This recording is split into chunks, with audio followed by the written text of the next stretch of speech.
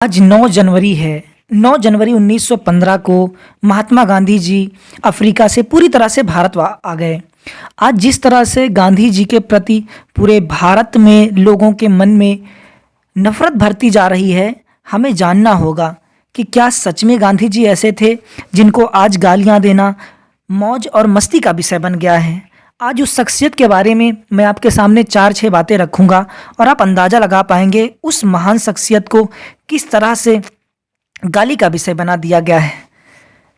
गांधी जी को दुनिया में सबसे ज़्यादा बार 5 बार अब तक 5 बार नोबेल पुरस्कार के लिए नॉमिनेट किया गया, परंतु नाथूराम गोडसे ने उन्हें गोली मार दी और जिसके बाद कानून बना दिया गया कि मरणोपरांत नोबेल पुरस्कार नहीं दिया जाता और गांधी जी को नहीं मिल सका।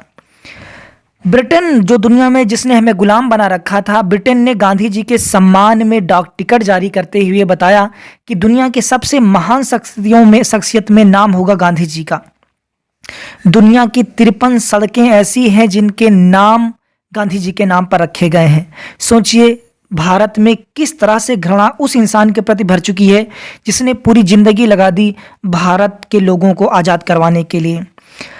दुनिया के सबसे अमीर आदमियों में और एप्पल कंपनी जिसकी दौलत आज भारत से ज़्यादा हो गई है, स्टीव जॉब्स, एप्पल कंपनी के मालिकों में स्टीव जॉब्स, वो हमेशा गोल चश्मा पहनते हैं।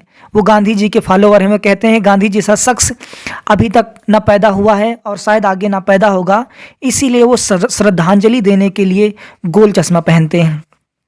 कुछ हिंदूवादी संगठन गांधी जी को गाली देते हुए लिखते हैं कि उन्होंने हिंदू धर्म को ख़त्म कर दिया, लेकिन सच्चाई तो ये है कि अगर गांधी जी ने डॉक्टर अंबेडकर के सामने आमरण अनशन न रखा होता और जीवन मरण का विषय न रखा होता और अगर अंबेडकर ने दलितों को अलग कर दिया होता हिंदू धर्म से, तो कहने का मतलब यह है कि पूरी तरह से हिंदू धर्म 1932 के समय ही खत्म हो चुका होता जब पूना समझौता हुआ था, क्योंकि भारत की 90% जनसंख्या तो दलित थी और दलित अंबेडकर एक तरफ जा चुके थे।